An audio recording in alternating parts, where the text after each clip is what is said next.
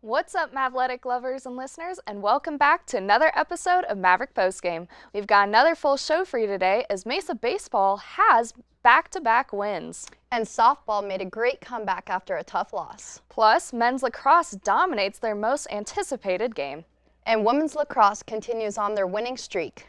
All of that and so much more as we move ahead into this recap-packed episode of Maverick Postgame. So with that being said, I'm your host, Grace Metcalf. And I'm Maddie G. Let's get into all the game-breaking stats, off-the-wall wins, heartbreaking losses, and in-depth analysis of our CMU athletics. Roll it!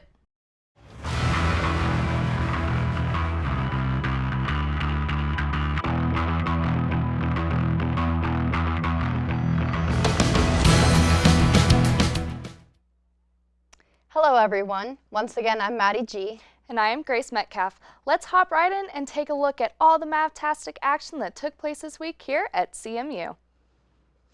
The Colorado Mesa baseball team made it back-to-back wins, coming via the walk-off after a 7-6 win in 11 innings over the Regis Rangers.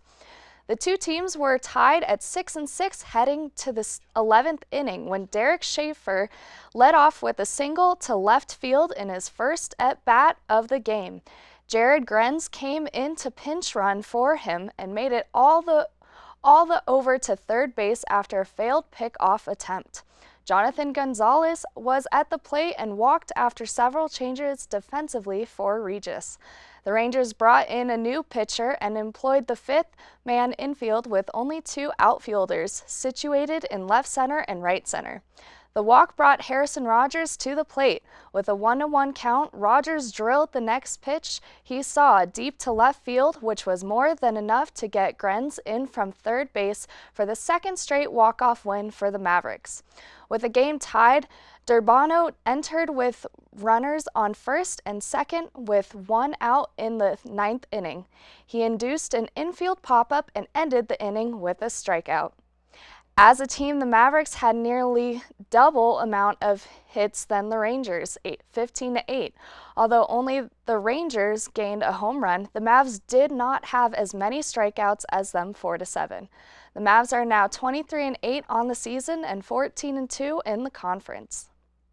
Colorado Mesa University's Brandy Holler hit 3 home runs throughout the day as the Maverick softball team held on for a 5-4 win in the second game to claim a Sunday split and weekend series win over MSU Denver. After Holler hit a walk-off 2-run shot in the bottom of the 10th in Saturday's second game, she hit 2 home runs in Sunday's first contest, which the Roadrunners won 13-8, before giving the Mavs a 3-0 lead in the first inning of the final game of the series on Sunday afternoon. They then built a 5-1 lead before holding on for the win as Marissa Nem earned her third save of the campaign in relief of Hannah Sadler, who turned in a gutsy 6-inning performance to earn a bounce-back win. Her 13th of the year after being roughed up early in the first game of Sunday's Twin Bill. As a team, the Mavericks in Game 2 had more hits as well as RBIs. The Mavs did not have a single strikeout and both teams were able to get 1 home run. The Colorado Mesa men's lacrosse took the most anticipated game on its RMAC schedule and turned it into a victory lap.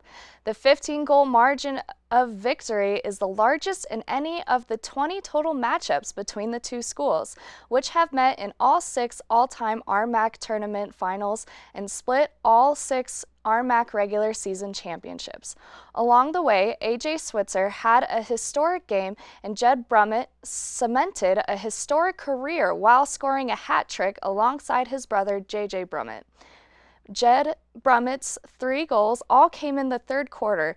In the process, he became the 3rd ever Colorado Mesa lacrosse player with over 100 career goals. The Maverick defense held Westminster scoreless nearly the first 25 minutes of the game, as the Griffins did not find the net until there was 5 minutes and 14 seconds left in the first half. Westminster scored the final 3 goals of the first half to make it 8-3 heading into halftime, but the Mavericks came out with a vengeance in the second half. Colorado Mesa outscored the Griffins 10-0 in the third quarter and recorded an overall 12-0 run from the start of the third quarter until 10 minutes and 51 seconds left in the fourth quarter. Switzer recorded a point on 6 of the 12 goals in the stretch. The Mavericks now sit at 9-2 overall and 1-0 in the RMAC, tied for first with CSU Pueblo. The Colorado Mesa women's lacrosse remained undefeated in the RMAC, never looking back after jumping out to a 10-goal lead in the first quarter during an 18-7 win over Westminster. Kylie Davis scored 5 goals, including 4 in the first quarter, plus an assist to place the Mavericks offensively. 5 other CMU players scored 2 goals apiece. Reagan Wentz, Justine Anderson, Allie Bryant, Caroline Ogenmock, and Amber Wennerstrom. For Wennerstrom, the 2 goals tripled her season total as the junior had entered the game with 1 goal in 2023. Although the game was statistically pretty close in the final 3 quarters, it never felt that way due to the scalding start that the Mavericks had.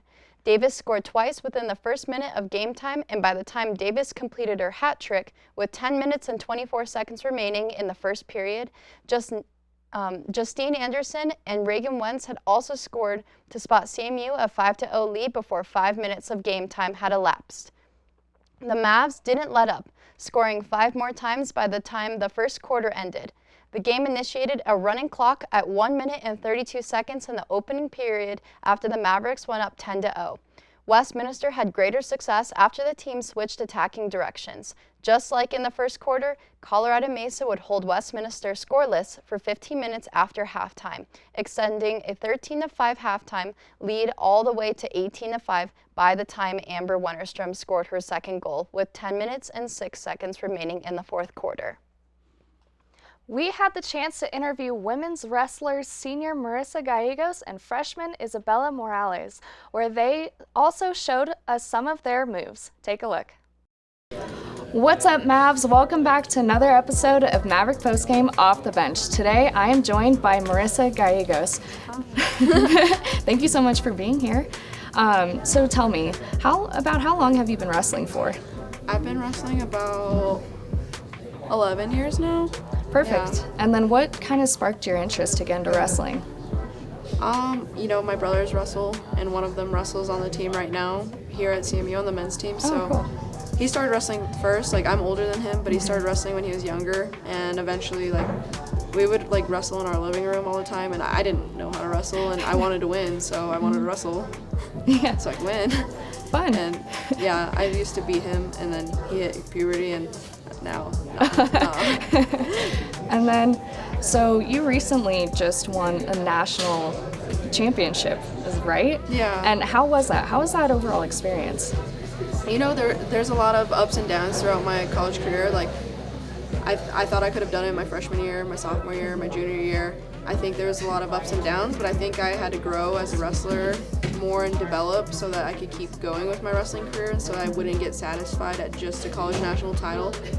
I know that sounds like national title, that's the end goal, but for me, I want to keep wrestling at the USA level, which is the next level out of college. So I think there was a lot of downs when it came to the national tournament. I fell my freshman year, I took third. My sophomore year, broke my hand, took second. And then my junior year, I kind of just had a setback and took third when I really, I was the one to win it. And then this year I finally got the job done, and it felt great. I was focused more on having fun with my teammates in my last year here and just making memories and whatnot, and I knew if I'm having fun, the other stuff will come because I'm disciplined and I work hard. Now it's just don't put so much pressure on yourself, just have fun, remember these times regardless of the outcome. I'm more than just a wrestler. Perfect. And I know you typically compete more individually, but overall, how's the team experience and just your experience with the program? So I think the program's grown a lot as a team. When my first year here, there was maybe 6 girls on the team. Now there's practice was small today, but in general, when we're in season, there's 30 girls in the room.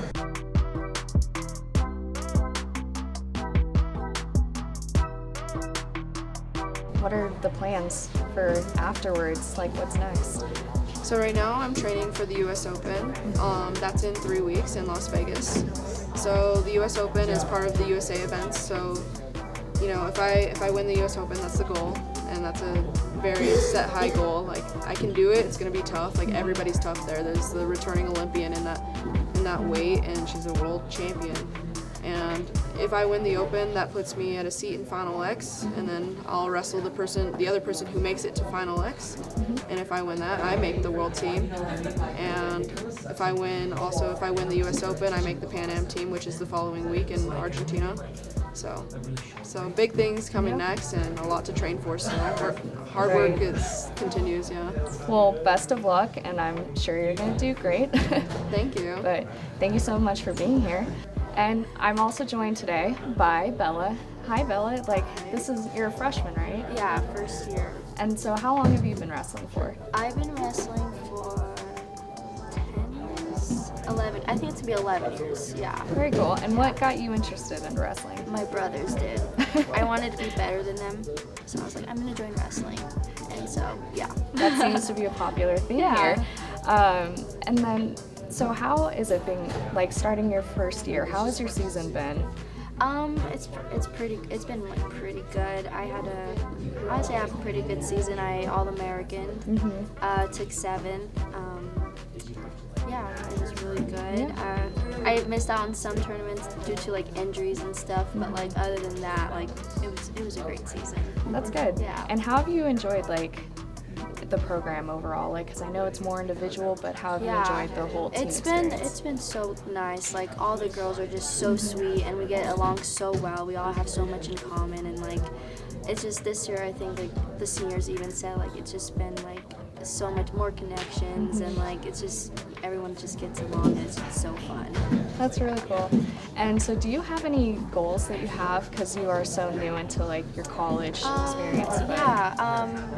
Definitely being a national champion, that's definitely a really high goal of mine, and just being able to place at national tournaments and maybe Olympics.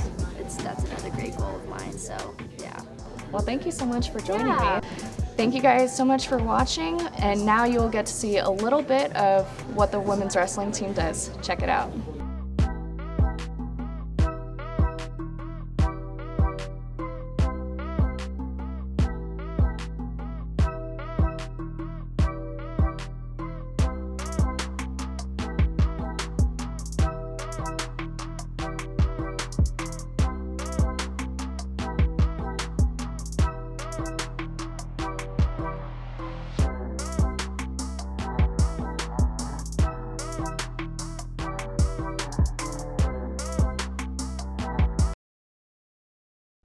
Now that we have recapped some of the games, it's time to announce our Maverick of the Week.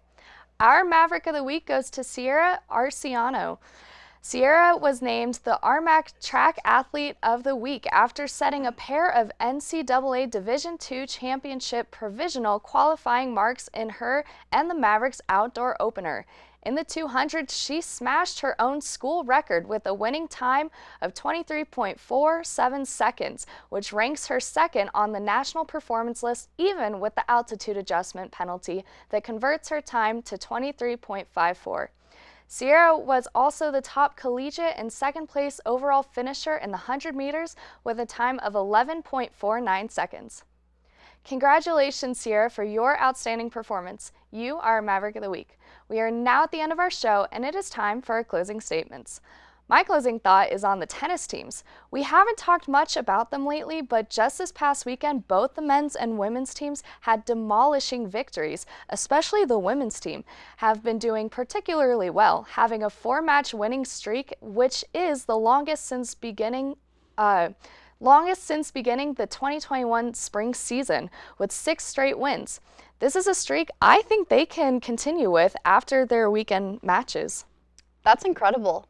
Speaking of other sports we haven't really talked about a lot, my closing thoughts are on the men's golf team.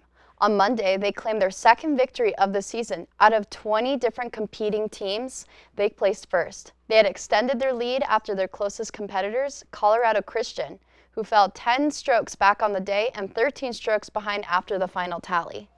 That is awesome. I'm sure both teams will continue to bring more wins. Now that we have wrapped up all the action from this week and given our closing thoughts, it is time to close the show. Thank you everyone so much for joining us this week on Maverick Postgame. I've been your host, Grace Metcalf.